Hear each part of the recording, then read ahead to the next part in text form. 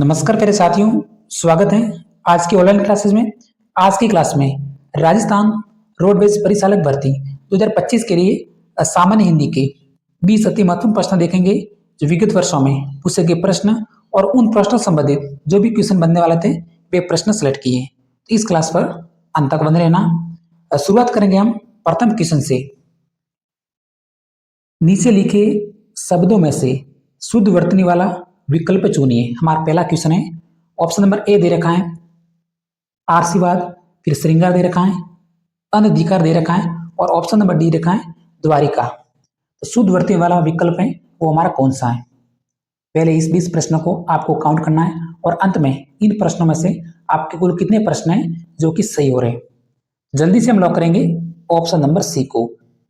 अनधिकार हमारा शुद्ध वर्तनी वाला शब्द है।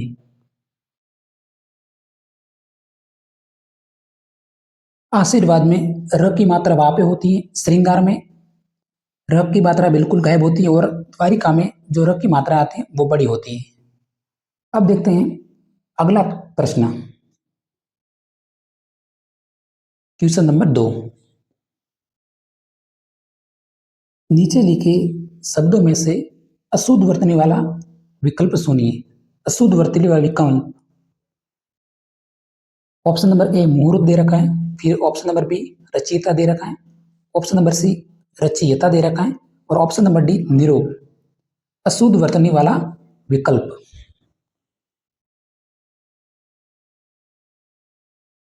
तो हम लॉक करेंगे ऑप्शन नंबर सी को, रचयिता। ये हमारा अशुद्ध वर्तनी वाला विकल्प होता है। बाकी ए ऑप्शन सही है, मुहूर्त, बी ऑप्शन भी रचयिता सही है, उसके बाद निरोग ऑप्शन है वो हमारा सही है।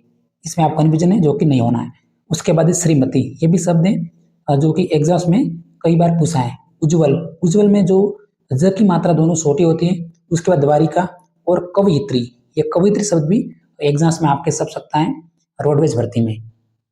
अब देखते हैं क्वेश्चन नंबर 3।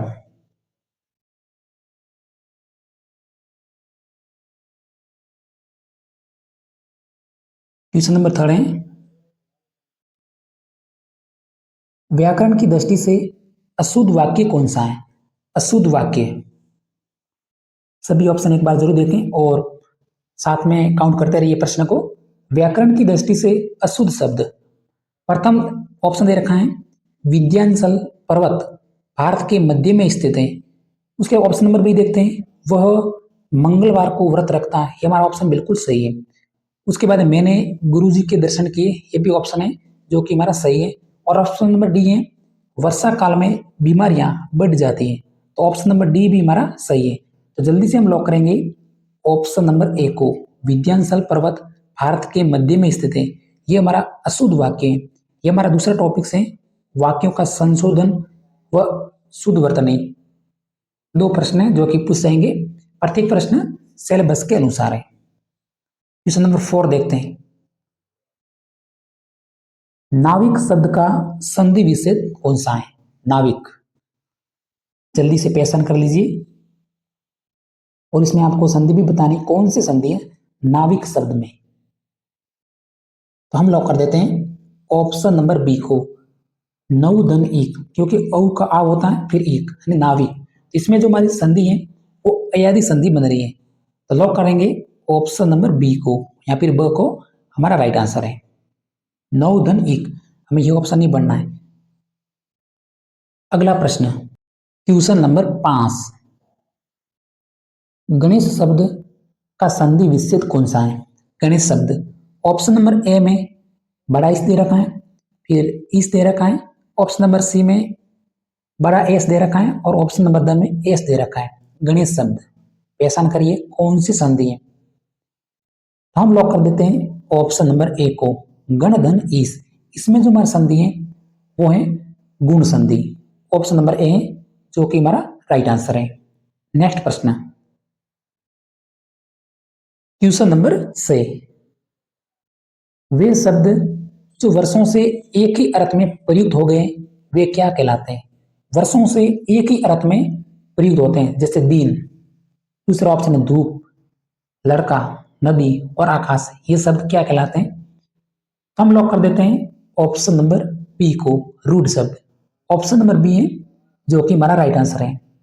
अगर हमारा प्रश्न होता नींद की जगह रेलगाड़ी शब्द, तो कौन से प्रकार का शब्द है, तो हमारा संकर शब्द कहलाता है। क्योंकि देखिए रेल रेल एक अंग्रेजी भाषा का शब्द है और गाड़ी है जो कि हिंदी भाषा का शब्द है। रेल प्लस गाड़ी दोनों शब्द मिलकर एक नए शब्द का निर्माण किया, रेलगाड़ी। तो ऐसे जो हमारे शब्द होते हैं वो संकर शब्द कहलाते हैं। अगर हमारा प्रश्न बनता यौगिक शब्द का, तो जो भी बहुब्रीहि समास के समस्त उदाहरण है वो हमारे यौगिक शब्द के बनते हैं। इस प्रश्न के लिए राइट आंसर है ऑप्शन नंबर बी। नेक्स्ट प्रश्न,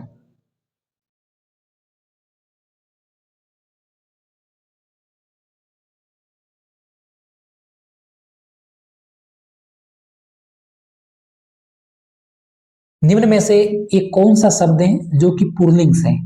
पुल्लिंग शब्द नदी, वधु, देवी और हिमालय। जल्दी से लॉक करेंगे ऑप्शन नंबर डी को, हिमालय शब्द है जो कि हमारा पुल्लिंग शब्द है। इसके बाद इस सारणी को आपको याद रखनी है, आपका स्त्रीलिंग और पुल्लिंग शब्द है जो कि गलत नहीं होंगे। तो देखिए समुद्रवासी और पर्वतवासी जो भी शब्द हैं, उसके बाद सागर है, गिरी है और समुद्र है, ये समस्त शब्द हैं वो हमारे पुल्लिंग कहलाते हैं। उसके बाद ग्रह, नक्षत्र के नाम भी हमारे पुल्लिंग कहलाते हैं। रचनावाचक जैसे अमल और मधुर, ऐसे शब्द भी हमारे हमेशा पुल्लिंग में प्रयुक्त होते हैं। उसके बाद ऑप्शन नंबर 4 देखते हैं, जिन शब्दों के अंत में आलय और आवास होते हैं वे भी हमारे शब्द हैं जो कि हमेशा पुल्लिंग में प्रयुक्त होते हैं। इसके अलावा जो भी आपको शब्द दिखाई दे वो हमेशा स्त्रीलिंग होंगे। तो इसलिए राइट आंसर है ऑप्शन नंबर टी, हिमालय, क्योंकि एक पर्वत का नाम है, तो ये हमारा शब्द है जो कि पुल्लिंग है। Question number 7।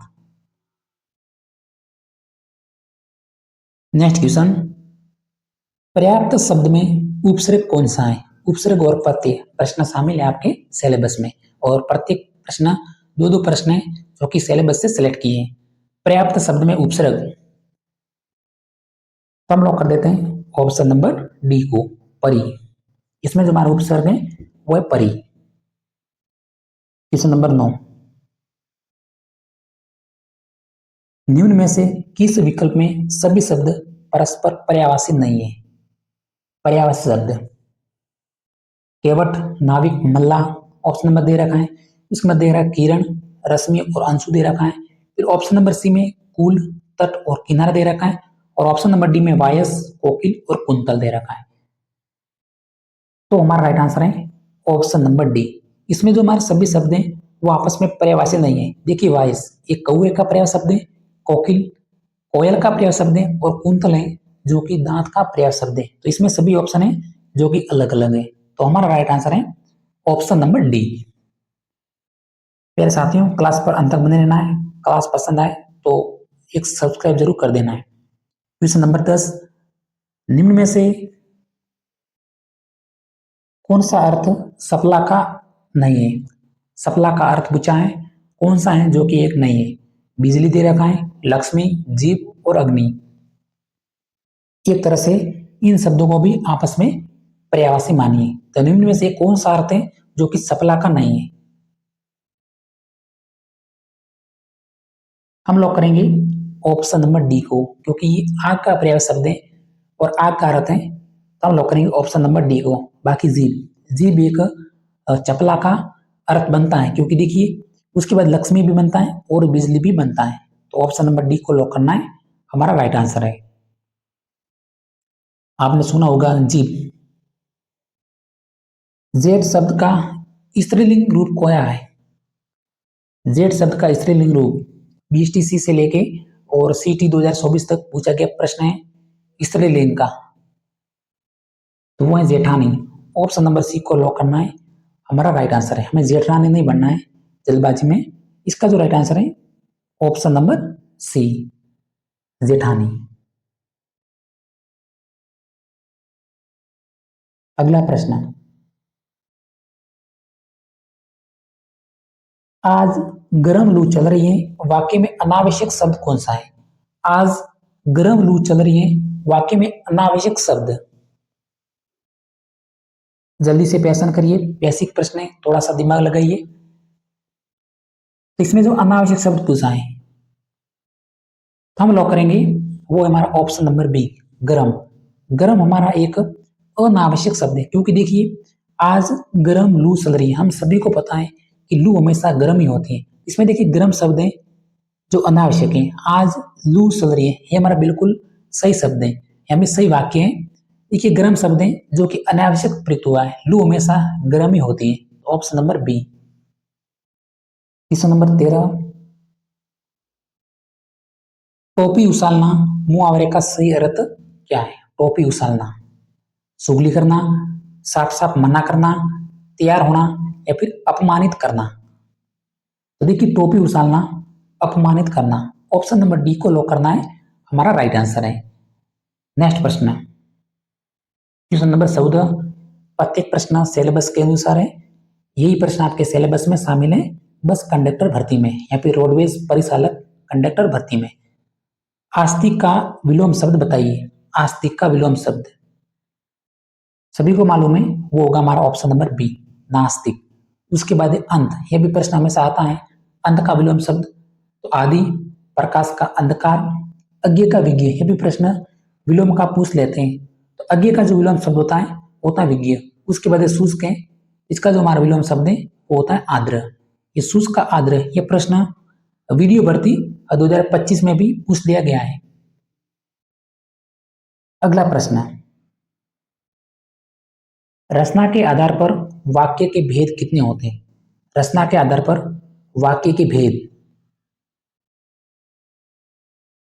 तो वो होते हैं, 3 होते हैं, सरल वाक्य, साधारण वाक्य और मिश्र वाक्य। तो ऑप्शन नंबर बी को लॉक करना है, हमारा राइट आंसर है। अगला प्रश्न, क्वेश्चन नंबर 16, जल पीने की इच्छा रखने वाले को कहते हैं। जल पीने की इच्छा रखने वाले को पिपथिसु, पिपासु, जिज्ञासु या फिर रिरंसु। तो ऑप्शन नंबर बी को लॉक करना है, हमारा राइट आंसर है पिपासु। नेक्स्ट प्रश्न, क्वेश्चन नंबर 17, सबको समान भाव से देखने वाले को क्या कहते हैं? सबको समान भाव से देखने वाले को कहते हैं। सर्वदर्शी दे रखा है, फिर सर्वज्ञ दे रखा है, फिर समदर्शी दे रखा है, फिर सूक्ष्मदर्शी दे रखा है। सबको समान भाव से देखने वाले को वो कहते हैं ऑप्शन नंबर सी, समदर्शी। ऑप्शन नंबर सी को लो करना है, हमारा राइट आंसर है। अगला प्रश्न,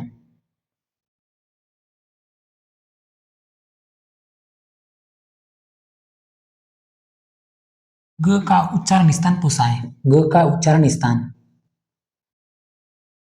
बेसिक प्रश्न है, वो होगा हमारा ऑप्शन नंबर सी, कंठ।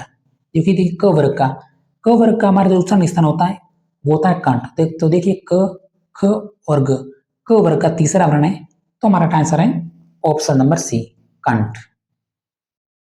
नेक्स्ट प्रश्न, किस मुहावरे का अर्थ अत्यंत प्रसन्न होना है? आज की क्लास का हमारा अंतिम प्रश्न है, किस मुहावरे का अर्थ है जो कि अत्यंत प्रसन्न होना है? चारों अंगुलियां घी में होना, फूला न समाना, मन हरा होना या फिर सैन की बंसी बजाना।